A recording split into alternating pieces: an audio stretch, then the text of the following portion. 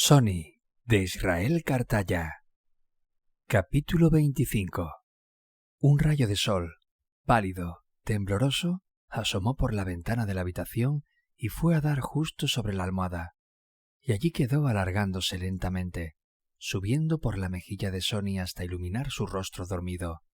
Los párpados temblaron unos instantes antes de abrirse, dejando a la vista sus ojos claros que parpadearon repentinamente, deslumbrados por el exceso de luz.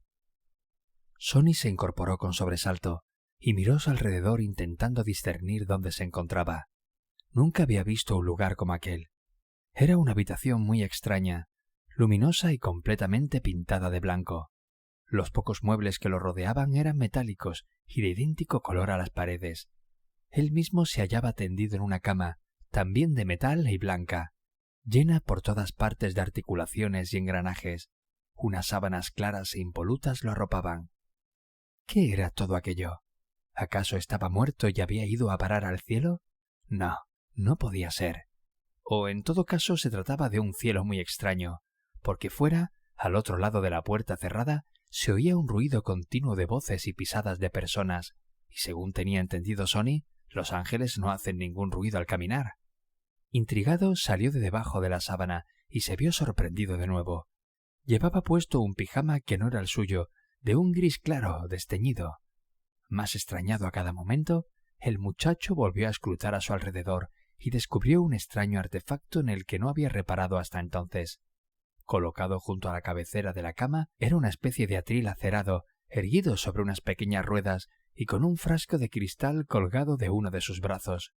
Había un tubito de goma, fino y muy largo, que salía del frasco e iba a parar a la muñeca de Sony. Lo tenía pegado a la piel con esparadrapo. Intentó quitárselo, pero una punzada de dolor le recorrió todo el brazo impidiéndoselo. En ese momento se abrió la puerta y Sony se sorprendió al ver quién entraba. —¡Piro! —exclamó sacando los pies de la cama. —¡Ten cuidado! —dijo el profesor alarmado apresurándose hacia él. —Te hicieron un buen zurcido. Sony frunció el ceño sin entender. —¡Mírate! —lo animó Piro señalando con gesto el torso del chico. Extrañado, Sony levantó la camisa de su pijama y descubrió que había una gasa enorme pegada a su costado. —No te preocupes —lo tranquilizó el profesor—. En pocos días te la quitan. ¿Cómo te encuentras? —Bien —respondió Sony—, un poco mareado. —Es normal. ¿Dónde estamos? —¿No lo sabes? Estamos en un hospital. —¿Un hospital? Allí fue donde encerraron a su madre después de que aquellos hombres se la llevaran por la fuerza en el camión de la cerveza. Aterrorizado, Sony se puso de pie e intentó salir corriendo hacia la puerta, pero Piro lo agarró del brazo impidiéndoselo. —¡Déjame! —chilló el muchacho forcejeando con él—. Tengo que salir de este lugar. Piro atrajo a Sony hacia sí y le tomó el rostro entre las manos, obligándolo a mirarle directamente a los ojos. —Sony, atiende, mírame —le ordenó con firmeza—. Nadie va a encerrarte. Solo estás aquí hasta que te cures de tu herida. 2 semanas como mucho. Después te dejarán marchar. El muchacho asintió sintiéndose algo más tranquilo. —¿Solo hasta que me cure? —inquirió suspicaz. —Solo eso. Confía en mí. Sony se sentó en la cama de nuevo. Sí, confiaba en Piro. Él nunca le mentiría. —Escúchame, Sony —dijo el profesor dejándose caer a su lado con un gruñido—. He estado hablando con el ministerio. Me pasé toda la mañana llamando de despacho en despacho, pero conseguí que no te destinaran a ningún otro centro. Aquella era una noticia fantástica. Sony se arrojó a abrazar a su benefactor, loco de alegría. —¡Espera! —rió Piro apartándolo de sí con delicadeza—. Cuando salgas del hospital te llevaré con tu padre. ¿Qué te parece? Los ánimos de Sony se apagaron de repente. —¿Con mi padre? —murmuró. Sony cerró los ojos desalentado. Regresaría al bohío al fin y al cabo, aquel infierno de días interminables, escondiéndose todo el tiempo de los reproches y las miradas decepcionadas de Mauricio, otra vez a escabullirse de la fila durante la marcha a la escuela, a soportar los susurros de los adultos y las burlas de los otros chicos. Dejó escapar un suspiro. Lo único que le consolaba era que volvería a ver a su abuela, aquel ser tierno y bondadoso que hacía siempre lo posible para protegerlo de todo mal. Abrió los ojos de nuevo y asintió esforzándose por sonreír. —Gracias —musitó. No tenía sentido añadir nuevas preocupaciones sobre los hombros de aquel profesor que tanto había hecho por él. aunque no debió sonar demasiado convincente, porque Piro se quedó mirándolo un momento con los ojos entornados. «Tengo algo que confesarte», dijo el profesor suavizando el gesto. Ahora el extrañado era Sonny. «¿Confesarme?», preguntó. Piro asintió. «Al principio me lo tomé como un juego, una travesura sin importancia», empezó a decir. «Ni siquiera me planteé contarte nada. Sin embargo, esta noche, mientras estabas en el quirófano, empecé a verme acosado por los remordimientos. No tengo ningún derecho a engañarte». Piro agitó la cabeza con pesadumbre. «No después de todo lo que has tenido que pasar». «No comprendo», musitó Sonny. «¿Recuerdas la noche en la que Dios apareció?», dijo Piro. Sonny asintió. «Era yo». El muchacho miró a su alrededor con los ojos abiertos de par en par. Apenas era capaz de creer lo que estaba oyendo. ¿Qué diablos significaba? ¿Piro? No, era imposible. ¿Acaso estaba intentando tomarle el pelo él también? «No entiendo que... ¿Dios?», exclamó. «No, no soy Dios», se apresuró a aclarar Piro. «Solo que fui el causante de la luz y de todo aquel ruido». Sonny se sintió más confundido todavía. «¿Tú?», murmuró, y al instante el desconcierto desapareció dando lugar a una profunda decepción. «Tú», volvió a decir para sí. Piro carraspeó con incomodidad. «Siento no habértelo dicho antes, Sonny», se disculpó. «¿Cómo?», inquirió el muchacho. «¿Cómo pudiste hacerlo?». Piro intentó sonreír sin demasiado éxito. «Ah, eso», exclamó. «Bueno, ¿recuerdas aquel foco enorme que había en el aula de educación física?». «Sí». «Pues bien, lo arrastré hasta el pinar. Tuve que tirar algunos metros de cable desde el internado y cubrirlo luego todo con agujas de pino. Aunque estaba seguro de que nadie aparecería por allí. Todos le temen al zumbido que hace el pinar en las noches». Piro aguardó en silencio para estudiar la expresión de Sonny, que asintió instándolo a continuar. «¿Y aquel sonido tan desagradable?», continuó explicando el profesor. «Lo conseguí con un viejo altavoz que no hace más que chirriar cuando lo conectas. Ingenioso, ¿verdad?». Pero Sonny no respondió. Ni siquiera movió la cabeza. Piro aguardó mirándolo con preocupación.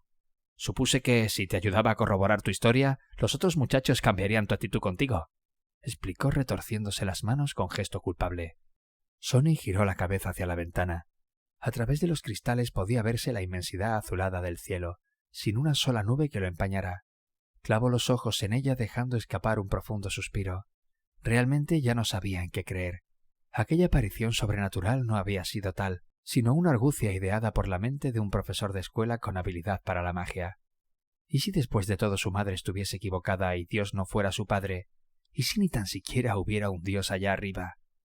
A su lado, Piro carraspeó moviéndose con nerviosismo. Sonny se giró hacia él. Aún le quedaba una pregunta por hacerle. «¿Y Vladislav?». «Vladislav», murmuró Piro. Apartó la mirada y empezó a retorcerse los dedos reacio a contestar. «No lo encontraron, ¿verdad?», dijo Sonny. «Me temo que no». El muchacho cerró los ojos con aflicción. No le iba a quedar más remedio que tener fe. Debía seguir creyendo en las palabras de su madre, en que había un Dios y que éste era su padre, y que algún día descendería de los cielos para reunirse con ellos, porque entonces también lo haría Vladislav, o Marcos, ahora debía llamarlo así. Esa noche, después de que las enfermeras le hicieran tomar las últimas pastillas del día, Sonny aguardó pacientemente a que cesaran las voces y sonidos del exterior de la habitación. Y sólo una vez se hizo el silencio y estuvo convencido de que todos en el hospital dormían, apartó la sábana a un lado y se sentó en el borde de la cama. A continuación se levantó y atravesó la habitación arrastrando consigo el atril con el frasco al que se encontraba conectada su muñeca.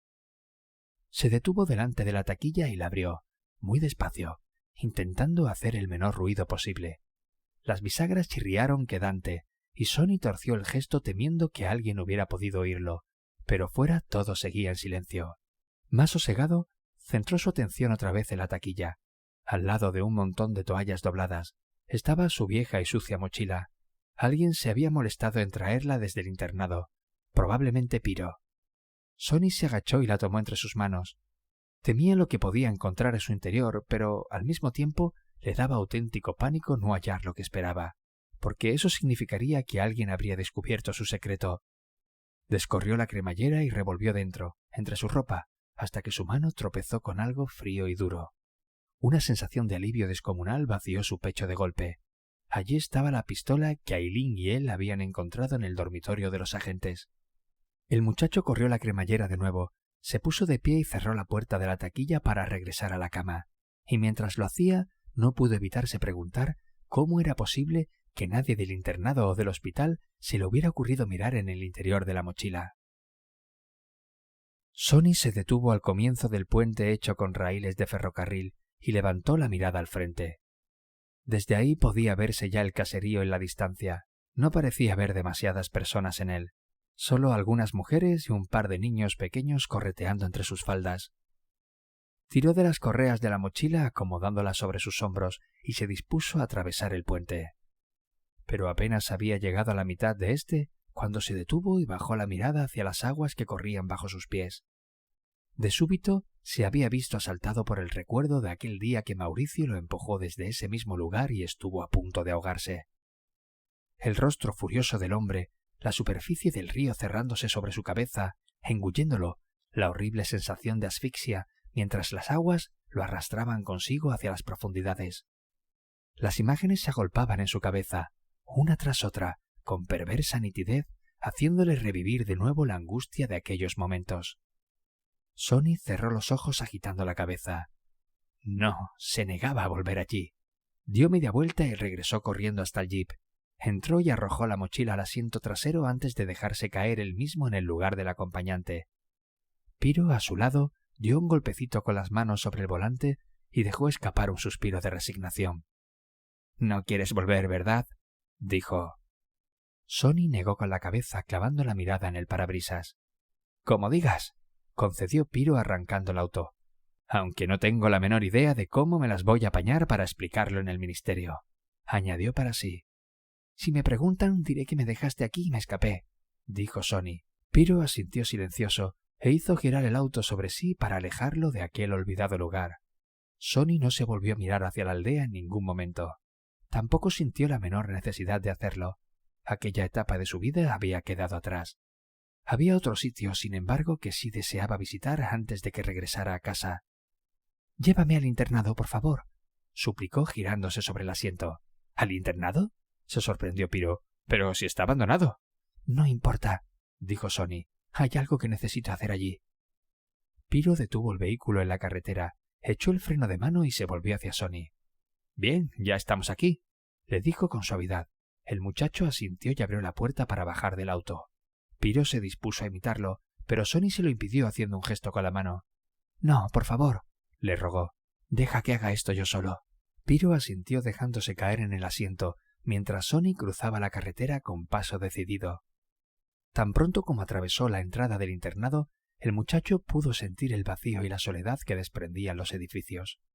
No se veía ni un alma caminando por los jardines, ni tampoco se escuchaban las voces de los muchachos a través de las ventanas abiertas.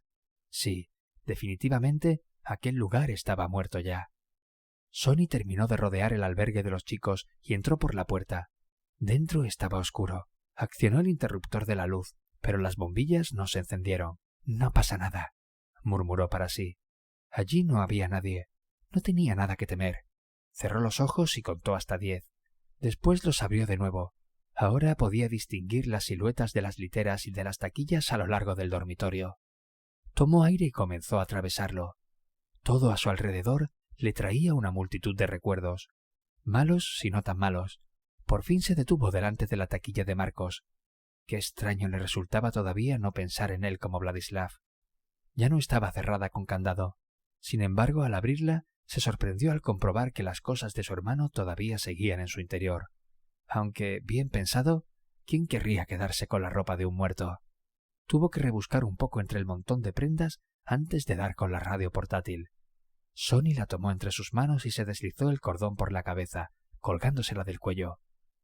Tenía aquel aparato desde que era capaz de recordar, y en tiempos había llegado a considerarlo su mayor tesoro, un tesoro que le había regalado a Marcos en agradecimiento por su amistad. Si había una cosa segura, era que no podía dejarla allí.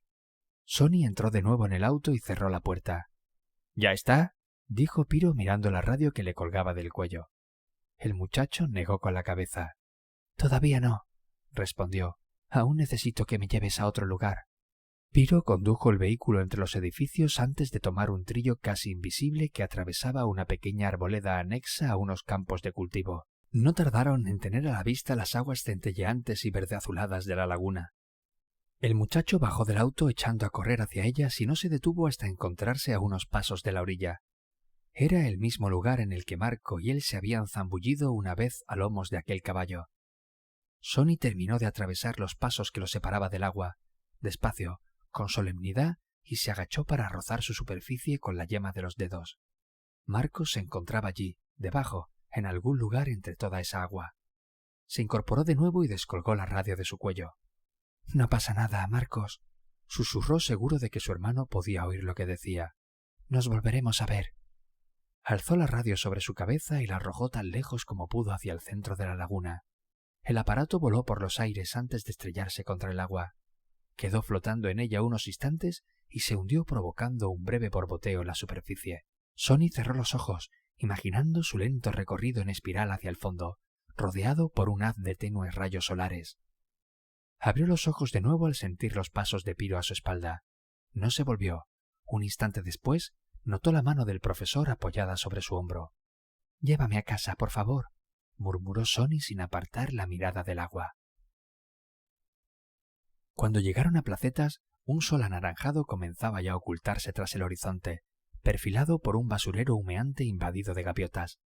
La imagen era desoladora, la de una mujer consumida por el tiempo. Sonny se quedó mirándola abstraído a través de la ventanilla. El auto dio un giro en una esquina y el muchacho hizo un gesto a Piro para que lo detuviera. Había regresado finalmente. De nuevo tenía ante sí la calle y las casas que tantas y tantas ocasiones había observado a través de las rendijas de su ventana. Todo seguía igual de sucio, y con los mismos desperfectos, los mismos socavones en el suelo y los mismos cristales rotos recubiertos con cartones. Sin embargo, algo extraño sucedía. «¿Qué hace ahí toda esa gente?», dijo Piro haciendo un gesto hacia un montón de personas agolpadas frente a la casa de Sonny. Este los miró frunciendo el ceño con extrañeza. ¿Qué ocurría? ¿Estarían esperando al camión de la cerveza? ¿O tal vez Dios, su padre, había descendido de una vez por todas de los cielos? Sonny miró hacia arriba y al momento sacudió la cabeza desechando la idea. No, no era él. De hallarse en la casa, habría una columna de luz iluminándola desde las nubes, en lugar de aquel cielo crepuscular cubriendo todo de un rojo tétrico y umbrío. «¿Es ahí donde vives?», preguntó Piro con expresión preocupada. «Sí». «¿Quieres que te acompañe?». Sonny sacudió con la cabeza. «Prefiero que no», dijo. Ya había hecho demasiado por él. Piro y Sonny quedaron mirándose el uno al otro con indecisión. No les quedaba mucho más que decirse en realidad. El muchacho tomó su mochila y abrió la puerta para salir del auto. Fue entonces cuando percibió la música que sonaba desde algún lugar del barrio. Reconoció la pieza al momento. Era María Callas, interpretando la Mamma Morta. ¿Cuántas horas habría pasado con su madre escuchándola en el tocadiscos? Cerró los ojos unos segundos intentando recordar el rostro de la cantante que, no hacía mucho, había podido conocer en el televisor del internado, tan lleno de pasión y de angustia contenida. «¿Estarás bien?», preguntó Piro a través de la puerta aún abierta. Sonny asomó por ella y sonrió para tranquilizarlo. «Seguro que sí», respondió, e hizo una pausa antes de preguntar. «¿Y tú, profesor? ¿A dónde irás?» «Con mi padre», respondió Piro sin pensarlo. «A La Habana». «Oye», exclamó con entusiasmo, «quizás puedas venir a visitarnos tu madre y tú algún día. Te apuntaré la dirección». El maestro se apresuró a abrir la guantera para sacar un lápiz y un pedazo de papel. Garabateó a toda prisa las letras y números en él y se lo entregó a Sonny, que se quedó mirándolo, haciendo lo posible por descifrar lo que ponía. «Siento que tampoco nosotros hayamos podido enseñarte a leer», se lamentó el profesor. Sonny dobló el papel cuidadosamente y se lo introdujo en un bolsillo. «No pasa nada», dijo con sencillez. «Muchas gracias por todo». Piro asintió sonriendo. «Gracias a ti, Sonny», respondió. «Conocer a personas como tú me ayuda a creer que quizás no todo esté perdido en este mundo». Sonny le devolvió la sonrisa y cerró la puerta del auto. A continuación, comenzó a andar hacia la casa colgándose la mochila a los hombros. Tras él, Piro no parecía tener prisa por arrancar el motor. Podía sentir los ojos del profesor clavados en su espalda. Al parecer no pensaba marchar hasta haberse asegurado de que llegaba sin problemas. Las gentes agolpadas frente a la vivienda se veían bastante agitadas. Hablaban a voces los unos con los otros, como si discutieran. Sonny tuvo un desagradable presentimiento y apuró el paso. Un instante después, sus sospechas quedaron corroboradas. La música salía de su propia casa. «¡Llama a la policía otra vez!», oyó gritar a alguien desde la ventana de una vivienda próxima. «¡A ver si nos hacen caso ya!». Sonny detuvo sus pasos y se volvió en busca de la propietaria de la voz. La reconoció al momento de haberla visto innumerables veces desde su ventana. Era la chivata Bárbara, una vieja con carácter impertinente con la energía de una chiquilla.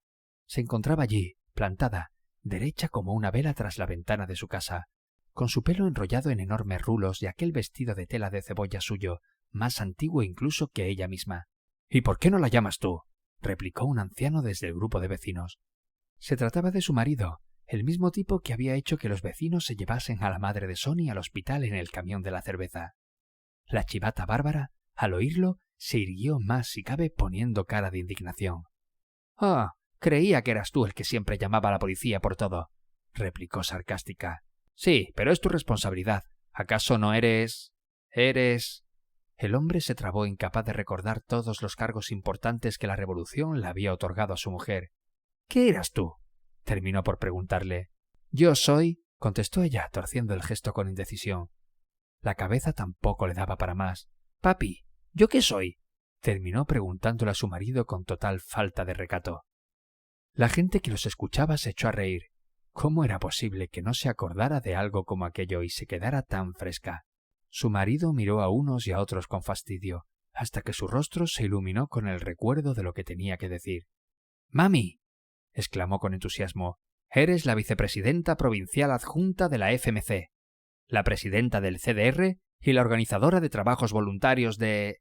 «Pues eso es lo que soy», lo atajó Bárbara poniendo cara de satisfacción, quizás no tanto por los cargos como por haber tenido ocasión de interrumpir a su marido. Los vecinos congregados se echaron a reír otra vez. Sonny tomó aire profundamente para insuflarse de valor y echó a andar de nuevo a toda prisa hacia ellos.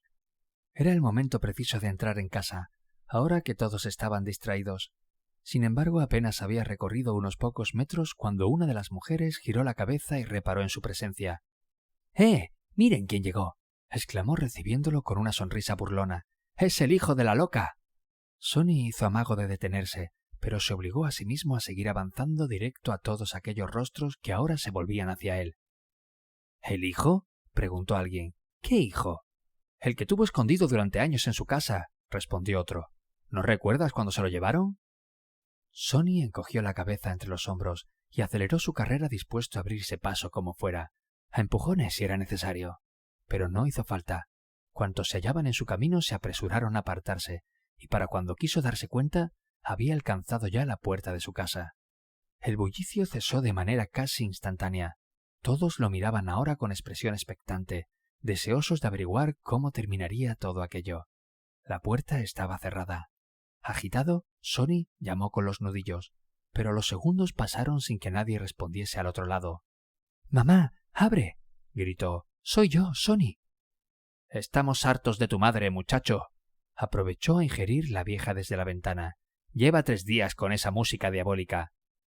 Y ahora esa peste. Eso no hay quien lo aguante. A saber lo que estará inventando ahí dentro. La semana pasada salió a la calle desnuda, y después estuvo tirando desde la ventana latas de sopa rellenas de mierda a todo el que se acercaba», añadió su marido. Sonny apretó los dientes en un intento de contener la rabia que le ascendía desde el abdomen. Miró alrededor en busca de otra manera de entrar, y reparó en que una de las ventanas laterales no estaba del todo cerrada. Sin dudarlo, corrió hacia ella y la abrió. La música del interior lo golpeó cortándole el aliento. La música y algo más. El olor entró a tropel en sus pulmones. Era un hedor indescifrable, desconocido para él, con un cierto punto de dulzura que hacía que no resultase desagradable del todo. El muchacho apartó la cortina y se deslizó al interior de la casa mirando alrededor. El salón se encontraba en penumbras, pero podía ver perfectamente cuanto lo rodeaba. Ahí, junto a la ventana, estaba la vieja mecedora de mimbre, y algo más allá, la mesa con los cuadernos y apuntes de su madre hechos pedazos, esparcido por toda su superficie y por el piso. Y al fondo, El viejo tocadiscos emitía con estridencia las notas agudas y potentes entonadas por la garganta de María Callas. Sonny se apresuró a desconectarlo y el salón quedó sumido de repente en el silencio más absoluto. Ahora el muchacho podía oír incluso el sonido de su propia respiración. —¿Mamá? —llamó con voz queda. Pero tampoco en esta ocasión obtuvo respuesta.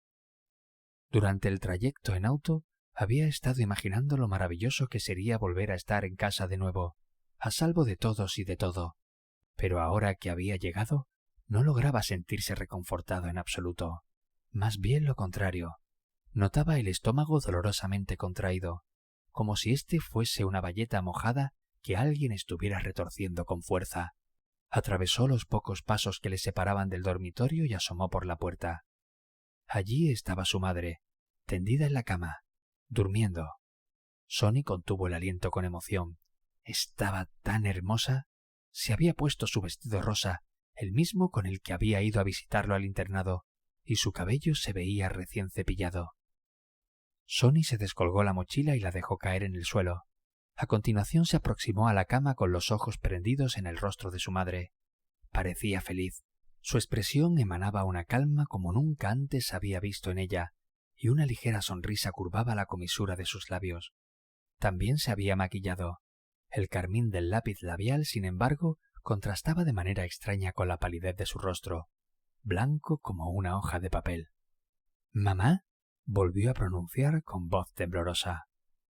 Se sentó en el borde de la cama junto a Rosa y la tomó del brazo para despertarla. Apartó la mano al instante, horrorizado por el frío y la rigidez que transmitía su cuerpo. Fue entonces cuando lo supo. La realidad lo golpeó con todas sus fuerzas en el pecho. El olor que inundaba la casa era el olor de la muerte. Su madre ya no se encontraba en este mundo. Sonny sintió que un nudo atenazaba su garganta, y sin esperarlo siquiera, las lágrimas empezaron a deslizarse en torrente por sus mejillas, cayendo sobre el vestido de su madre. —¿Por qué? —susurró torpemente, sacudido por el llanto. —¿Por qué te has ido? ¿Por qué has tenido que dejarme solo? Ciego de angustia y de desesperación, aferró sus hombros y la zarandeó. No era posible. Necesitaba verla moverse. Pero el cuerpo que le había dado la vida yacía ahora inerte entre sus manos. —¡Cabrona! —gimió apretando los dientes tanto que una descarga de dolor agudo le atravesó la nuca. Aturdido, volvió a dejar a su madre sobre el colchón y se tendió sobre ella apoyando la cabeza sobre su pecho, como tantas veces había hecho en el pasado. Y allí se quedó, ahogado por los sollozos y preso de violentos temblores, sintiendo cómo la angustia y la negrura se apoderaban de todo su ser. Sonny abrió los ojos cuando alguien llamó a la puerta. Ya no entraba luz desde la calle a través de la cortina. El muchacho se incorporó desorientado. Debía de haberse quedado dormido. Sus ojos repararon en el cuerpo sin vida de su madre tendido bajo él, y una punzada de dolor lo sacudió nuevamente. Sonaron golpes en la puerta otra vez. Fuera se oía un rumor de voces airadas. —¿Me oyes, muchacho? —dijo una de ellas, elevándose sobre el resto. Era el anciano de antes. —Más vale que abras. Sonny se apartó de su madre despacio. Tenía la extraña sensación de que debía tener cuidado de no despertarla. Se sentó en el borde de la cama y fijó los ojos en su mochila tirada en el suelo. Se levantó para recogerla y volvió a sentarse con ella sobre el regazo. Descorrió la cremallera e introdujo la mano buscando a tientas la empuñadura de la pistola. Un instante después, la sacó alzándola hasta la altura de sus ojos para examinarla. No debía de ser muy difícil de utilizar. Palpó el arma durante unos segundos girándola entre sus manos hasta dar con la corredera, y la echó hacia atrás para martillarla. Después, dejó escapar un profundo suspiro e introdujo un dedo en el gatillo, apoyando el cañón contra su pecho. —Llama más fuerte, papito, que parece que te dé miedo tocar la puerta —graznó la vieja. Se había animado a salir de la casa y ahora se encontraba plantada junto al resto de vecinos. Su marido soltó un resoplido y se dispuso a llamar de nuevo. —¡Abre de una vez! —dijo golpeando la madera. Y al ver que seguía sin respuesta, se volvió hacia su esposa. —¡Llama a la policía, mami! —le instó. —¿Qué policía ni policía? —rezongó la vieja. —Están hartos de nosotros. Dicen que mejor telefoneemos al psiquiátrico, y los del psiquiátrico dicen que llamemos a la policía». De repente, el rostro de la mujer se ensanchó en una sonrisa de malicia. Se agachó a recoger un pedrusco del suelo y lo levantó sobre su cabeza, disponiéndose a arrojarlo contra la casa. «¿Qué haces, mami?», profirió su marido con alarma, apresurándose a quitarse de medio. «Aparta, que aquí parece que los huevos los llevo yo», chilló ella, y la piedra voló directa hacia el portal. La puerta de la vivienda retumbó con un golpe seco, sacando a Sonny de su ensimismamiento. «Ya están marchándose del barrio», oyó graznar a la vieja desde la calle. «No queremos locos acá, ¿escucharon?». El muchacho levantó la mirada. Fuera se oyó un nuevo impacto, esta vez contra la pared. A este le siguió otro, y al momento el golpeteo se hizo continuo. De improviso la ventana que daba al portal estalló en pedazos, y los cristales cayeron en cascada al pie de las gruesas cortinas que la cubrían. Sonny no se volvió para mirarlos. Permaneció allí sentado, al borde de la cama, sin separar el cañón de la pistola de su pecho, sintiendo como cada golpe contra su casa aumentaba la rabia que hervía a borbotones en su interior. «No los queremos aquí», gritaba el matrimonio de viejos fuera. «Dile a tu madre que salga, muchacho». El chico giró la cabeza hacia la cómoda de su madre y le sorprendió contemplar la imagen que el espejo le devolvía. Aquella persona no era él. No podía ser él. Ya no quedaba nada del rostro aniñado e inocente que había visto reflejado en ese mismo cristal la última vez que estuvo allí. Ahora era más oscuro, más afilado, y unas arrugas se habían adueñado de su frente. «¡Salgan ya, condenados locos!», gritaba frenética la vieja mientras se agachaba una y otra vez para recoger piedras que arrojar. El estampido de un disparo la sorprendió haciéndola enmudecer.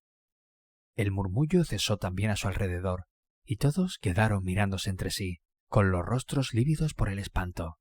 El disparo había sonado dentro de la vivienda. Entonces la puerta se abrió.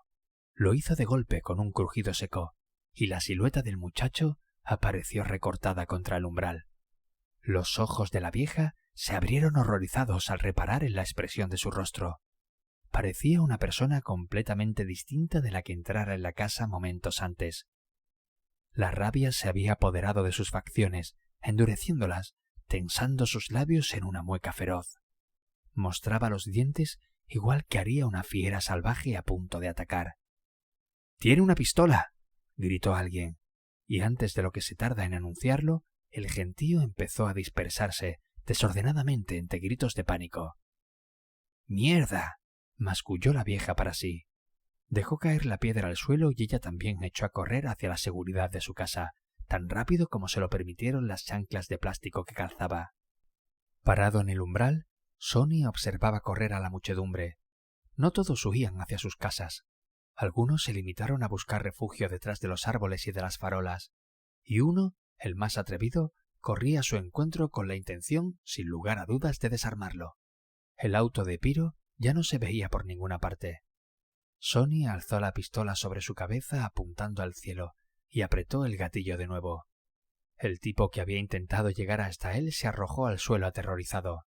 El muchacho bajó el arma y quedó mirándola maravillado. Era increíble la sensación de poder que podía proporcionar aquel trozo de metal.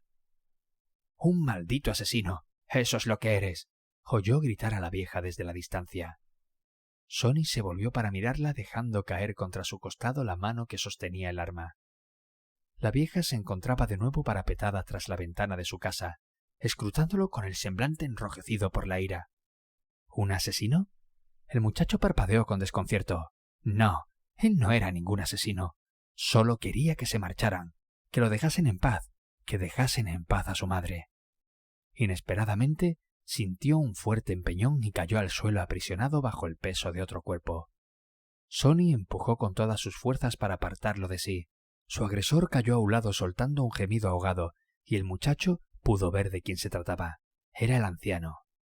Sonny sacudió la cabeza aturdido e intentó levantarse, pero varias personas más aprovecharon para atajar la distancia que los separaba y arrojarse sobre él.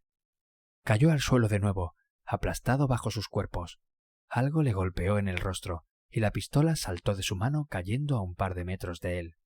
Sonny soltó un alarido intentando quitarse de encima aquella aglomeración de cuerpos, pero eran demasiados. lo estrujaban, lo abofeteaban.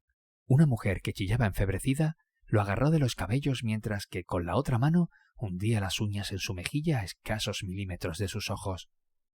El muchacho gritó de dolor con la vista clavada en la pistola. Tenía que recuperarla. Era su única oportunidad de salvarse, de librarse de aquella agonía.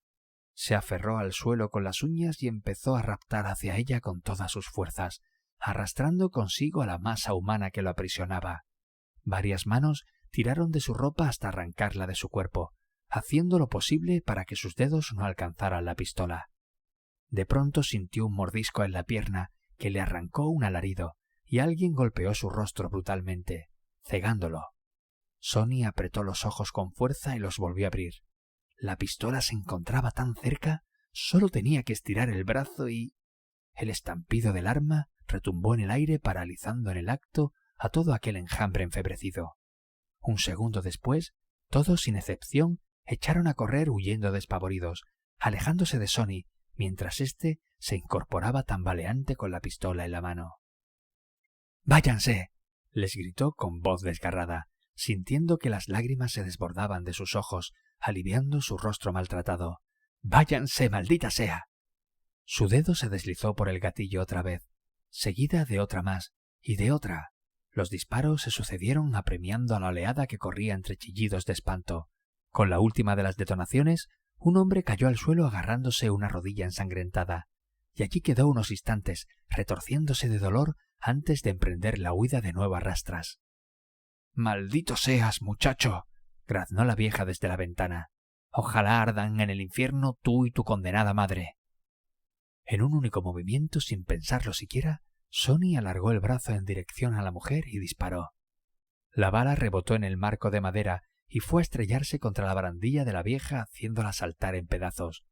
Esta soltó un chillido agudo y breve antes de desplomarse sobre la ventana, con la mitad de su cuerpo colgando por el lado de la calle. Sonny bajó el arma y miró alrededor con ofuscación. Ya no quedaba ni rastro de la muchedumbre. Tan solo se escuchaba un quedo lamento proferido por el anciano, que aún renqueaba hacia su mami con el rostro contraído por el dolor. El muchacho dejó caer la cabeza, derrotado física y emocionalmente, y se sorprendió al descubrir que tenía todo el cuerpo lacerado, apenas cubierta por una pieza de ropa interior ensangrentada. Entonces se escuchó un ladrido, y Sonny se volvió alarmado. Se trataba de Haley, su pitbull, raquítico y deslustrado, que se dirigió hacia la carrera hasta un charco de sangre y empezó a lamerlo con avidez. Sopló una ráfaga de aire repentina, seguida del sonido de un trueno en la distancia, y de improviso comenzó a diluviar con fuerza. El perro soltó un gemido de fastidio y dejó de lamer la sangre que la lluvia empezaba a diluir, reparando en Sonny por primera vez. El perro y el muchacho cruzaron sus miradas en el mismo momento en que el fulgor de un nuevo relámpago hizo parpadear el cielo. Uno y otro miraron hacia arriba, en dirección a la luz demasiado próxima, y sus bocas quedaron abiertas por el asombro. De la del animal aún se desprendían hilos de saliva ensangrentada. Sonny albergó la esperanza durante unos segundos por última vez de que se tratase de su padre descendiendo entre los relámpagos. Apenas se había disipado la luz, retumbó el estampido del trueno, y sin haberlo pensado siquiera, Sonny se vio de pronto corriendo con la pistola en la mano y con Haley tras él. Juntos atravesaron la calle como alma que lleva el diablo, y al poco lograron dejar atrás la barriada de casas viejas y destartaladas, adentrándose en un enorme basurero entre montañas de chatarra y maquinaria industrial desechadas por el central azucarero. Corrieron hasta que el muchacho se quedó sin fuerzas y cayó de rodillas sobre el suelo embarrado al borde de la asfixia. La lluvia le había nublado los ojos y un fuerte zumbido laceraba sus oídos. Apoyó una vez más la boca de la pistola contra su pecho e intentó disparar, pero el animal lo alcanzó a la carrera y se lo impidió haciéndole caer de espaldas al fango, con el rostro apuntando hacia el cielo, preñado de relámpagos y nubarrones negros. «Dios, te lo ruego, ven a por mí», jadeó Sonny sin aliento. Los goterones de lluvia se estrellaban inclementes contra su rostro. Temblaba con tanta violencia que sus dientes se entrechocaban los unos con los otros. Podía sentir como los últimos resquicios de fuerza abandonaban sus miembros desnudos, provocándole una sensación de ligereza como nunca antes había experimentado. Se sentía levitar igual que una semilla de diente de león. ¿Era posible que la muerte por fin se hubiera apiadado de él y lo estuviese llevando consigo? A su lado, el Halley empezó a ladrar y un ronroneo apagado se elevó por encima del estruendo del aguacero. Sonny abrió los ojos y descubrió una luz que se aproximaba hacia él a través de la lluvia y la oscuridad. ¡Dios!, susurró con vehemencia. El ronroneo comenzó a aumentar hasta convertirse en un rugido, y el resplandor creció obligándolo a apartar la vista. Finalmente, la luz se detuvo, y unos instantes después, una silueta apareció recortada contra ella. Sonny entornó los ojos, intentando distinguir sus rasgos a través de la lluvia y aquel brillo cegador. «¿Dios?», preguntó con un hilo de voz. Cuando la figura celestial detuvo sus pasos plantándose frente a ellos, Sonny sacó fuerzas de flaqueza y se incorporó sobre un codo, esforzándose por atisbar aquel semblante que tantas veces había anhelado tener ante sí. Entonces lo vio, y por un momento no fue capaz de dar crédito a lo que mostraban sus ojos. Aquello no tenía ningún sentido. ¿Cómo podía ser que el rostro de Dios fuese tan parecido al de Ángel? Aterrorizado, giró sobre sí incorporándose de un salto y echó a correr en busca de un lugar donde esconderse. No tardó en encontrarlo en una pequeña oquedad entre la basura. Dudó por un segundo, y al cabo se deslizó en su interior gateando a toda prisa. El perro entró en él, y allí quedaron los dos, jadeando, apretados el uno contra el otro en la oscuridad y el hedor dulzón de los desechos mojados. Sí, ahí estaría salvo. Tal vez incluso pudiera quedarse oculto en aquel agujero el resto de su vida, acompañado del animal. De repente sintió que algo le atenazaba el tobillo y comenzaba a tirar de él arrastrándolo hacia afuera. Sonny gritó espantado y en un último gesto de desesperación abrazó con fuerza al perro llevándolo con él. Cualquier cosa fuese lo que le reservase el destino, lo afrontaría a su lado. No, a él no pensaba dejarlo marchar.